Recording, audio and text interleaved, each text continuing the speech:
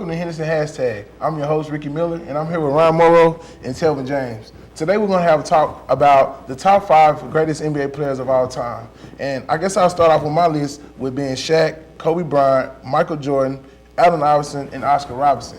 So who are your greatest players? Well, I have my top 3. I have Michael Jordan, LeBron James, and Kobe Bryant. Then I have Dirk Nowitzki and Steve Nash. Okay.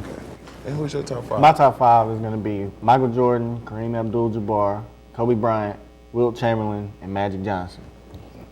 Pretty good, pretty good. I have to make a call, guys, because I think my friend said something about, hey, how you doing, Mr. James Naismith?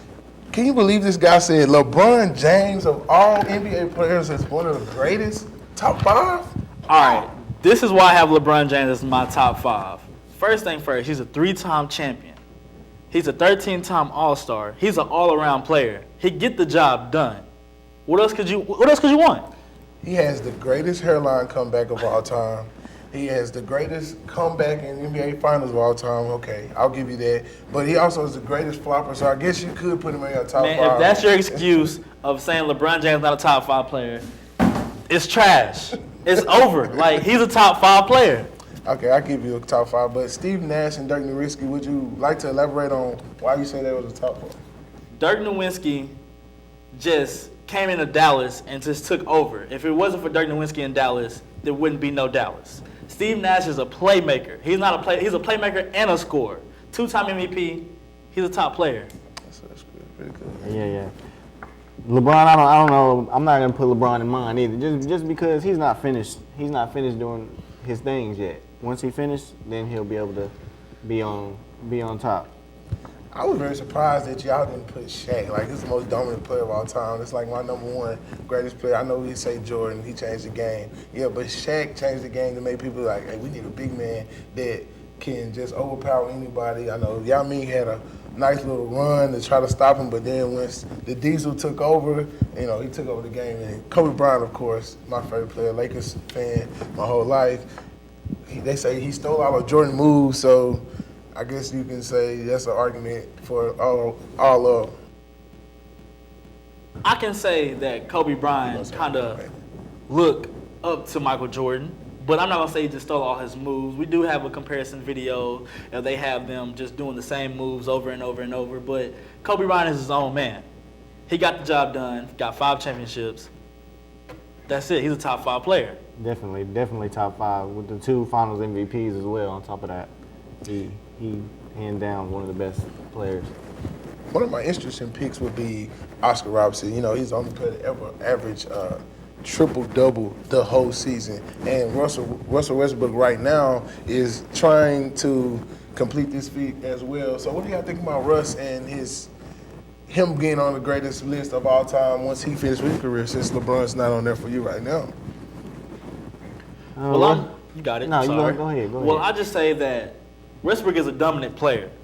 He came into OKC and just took over. And I'm glad Durant is not there, actually, because with this triple-double that he averaged almost every game, it's not every game, but almost every game, he's MVP. He hasn't been putting on a strong campaign to be the MVP this year. And I think him and Kevin Durant started to butt head about 2 years ago. I think after the James Harden trade, OKC just started to dwindle down. And, Westbrook wanted to be the star. Kevin Durant, he don't mind being a star, but, at the same time, he want to be a team player as well. So I guess I can see, I like the Kevin Durant move as well. He also moves to Golden State Warriors. That's pretty exciting playmaking abilities they have there. Yeah, he did boost Golden State, definitely, because now they say Stephen Curry isn't getting all these shots up like he was last season, but he doesn't have to because he has more dominance out there on the court. Yeah, you got 1 through 5 shooting threes. Like, it's kind of crazy. It get overwhelming sometimes with some teams and defense players. You have to go out the perimeter and the post with Kevin Durant and Draymond Green when they're running the floor. So, pretty dangerous team. We almost out of time, guys, and I like your top 5, my top 5 of greatest players of all time. I guess it's up to people in their own comparison and opinions to be able to say who is the greatest player. And that's all the time we have for this first segment. The next segment we'll be talking about the greatest running backs of all time for the NFL. Thank you.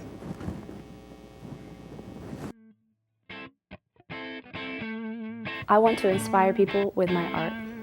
I want to make good grades, new shoes. I want to be a leader. I want to be a state championship football coach. I want to be a neonatal nurse. I want more money.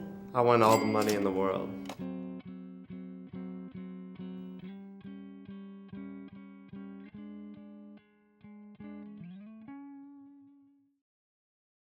No, I touched my face. Those skeleton. Okay, I gotta go back. But she also offered dance classes to the public. Bunking. Sorry. First off, to bring you Doritos. Mate. Featuring very realistic. 3, 2, 1. Thanks for watching HTV's Ready, Set, Go. I'm Sarah Williams. And I'm Randy Fair Johnson, and we'll see you next time. You're on air. Yeah? Yes, sir.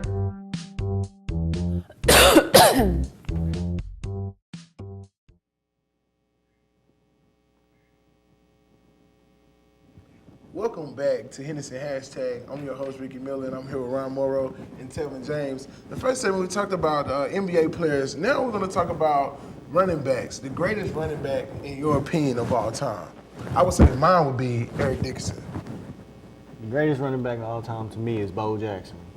And could you explain a little bit about what Bo Jackson? The reason why I picked Bo Jackson is because even though his career ended short due to injuries, he put up great numbers. He was unstoppable on the field. He also was a two sport athlete.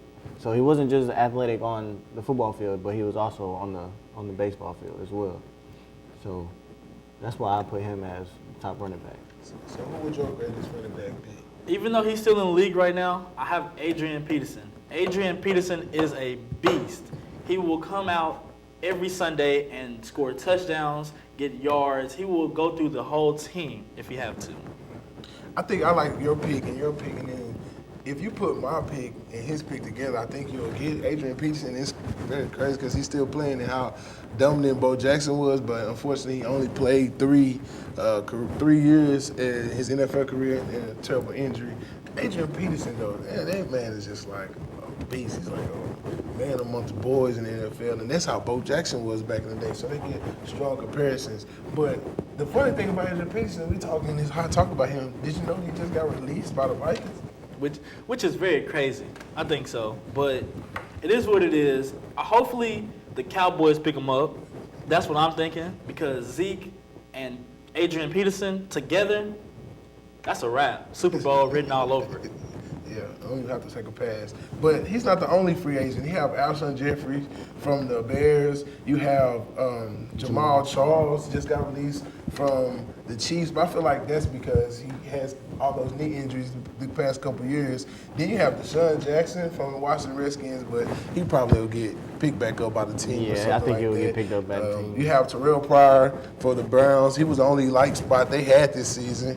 And then on top of all that, Johnny Manziel and Josh Gordon are trying to get reinstated into the league. So what's your take on that? Do you think they deserve a second chance, or should they just say call it quits and try to be an analyst or something like that? I think they need to be an analyst because Johnny Manziel he was a highlight player. You just only see highlights because most of them, I feel like, they were throwing the ball up and having good receivers to get there, catch the ball in the right spot at the right time.